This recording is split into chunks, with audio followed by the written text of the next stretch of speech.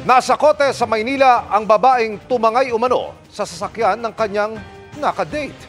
Natunto ng suspect dahil inilalako na raw nito ang nakaw na SUV online. Tunghayan sa aking eksklusibong pagluto.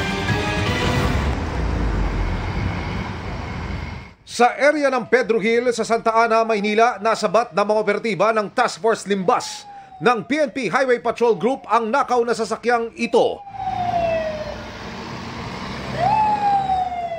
Babae ang driver ng compact SUV na ito na agad ding inaresto ng mga pulis. Tinangay ng babae ang compact SUV na ito mula sa lalaking kanyang nakadate noong isang linggo. According sa victim natin, is na-meet niya yung suspect through dating app. Nag-meet sila sa isang resort somewhere in Rizal. Nagyaya raw uminom ang suspect at sa hindi maipaliwanag na dahilan ng biktima, bigla raw siyang nag-blackout. Pagising niya, wala na yung kanyang mga personal na gamit, wallet, yung kanyang cellphone.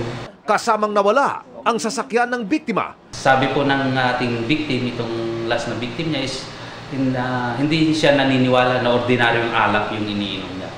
Kung pagbabasihan natin yung kanyang testimonya, baka po mayroong inilalagay sa kanyang iniinom.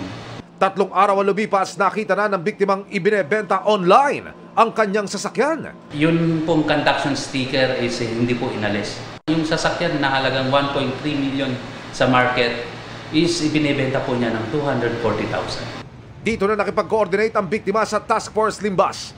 Tumangging magbigay ng panig sa amin ng suspect, pero ayon sa pulisya, dati nang nasangkot ang suspect sa parehong modus.